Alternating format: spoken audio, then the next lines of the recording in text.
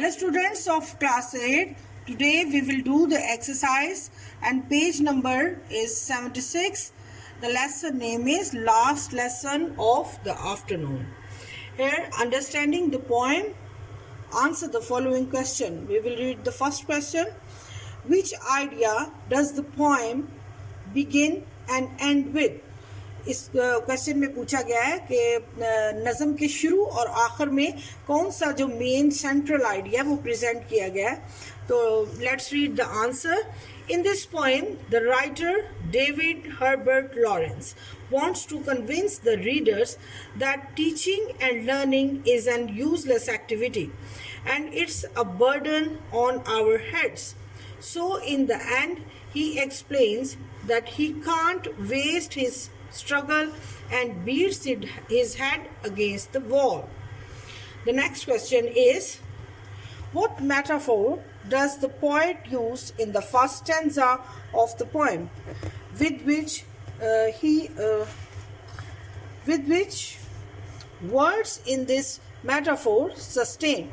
तो students metaphor जो है इसमें कोई सिम्बोलिकली कोई वर्ड्स या कोई एक्शंस के लिए ऐसे कोई डिफरेंट वर्ड्स यूज़ किए जाते हैं ताकि उसको मज़ीद पोएम को एलेबोरेट किया जाए और अपने वर्ड्स को जो है वो एक्सप्लेन किया जाए. मेटाफोर और ये नहीं लेना. Now the question B, what metaphor does the poet use in the first stanza of the poem with which the word in this metaphor sustain. Students, metaphor से मुराद ये है a figure of speech in which a word or phrase is applied to an object or an action to which it's not literally applicable. तो poem में ऐसी चीज़ें या ऐसे actions के लिए कुछ words या objects use किए जाते हैं जो इसको मज़ीद elaborate करते हैं, that called the metaphor. In the first stanza, the poet uses the metaphor and named the student as the hounds.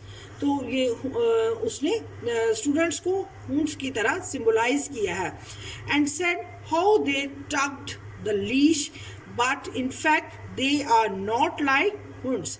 तो रियलिटी में वो स्टूडेंट्स जो हैं they are not like the hounds, they are human beings. लेकिन उसने ये animals की ये बिग डॉग्स होते हैं हुंड्स जो हैं, तो उसने क्यों ये एग्जांपल दी है? He wants to symbolize to elaborate his words. Now the C part, why does the poet think of his pupil as a pack of unruly hounds? The writer thinks that students are unruly hounds because they are forced to learn and they have no personal interest of learning in the class. Let's come towards part D. What's the insult that the poet referred to in stanza 3? In the third stanza, the writer tells that students are unwilling to take the charge or duty of insult or punishment. They don't care even if they get punishment for their inappropriate work. तो इसमें students वो third stanza में बताता है कि वो जो भी काम देता है उनसे उसको कोई फ़र्क नहीं पड़ता स्टूडेंट्स को, इवन ही पनिश देम, तो they don't bother about this. तो इस तरह से इसने इसको एलैबोरेट किया. ई part, in stanza 3 the poet seems angry. Why? In the third stanza the poet seems to be angry because he felt that I made tremendous effort to teach the students but they don't care for my struggle. Now the part F. In stanza 4 the poet, remember he is a teacher, and uses the word abias. And what does he want to show about his own situation by the use of this word? तो student यहाँ पे जो fourth stanza है वहाँ पे अबाइस का word use होता है. Let's explain it. In the fourth stanza, he uses the word abias. That means destruction and the useless regarding his teaching and learning of the students. Part G. In stanza 5, Lawrence says, and yet I'm supposed to care with all my might. With reference to the notes for the poem, what does this means? तो यहाँ पे इस line के बारे में पूछा गया है.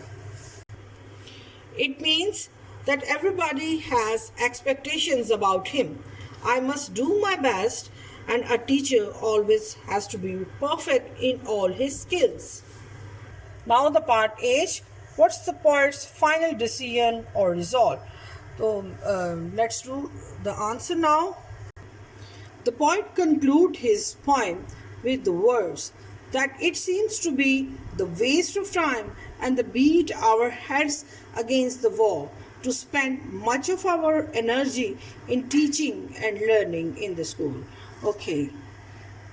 Thanks a lot.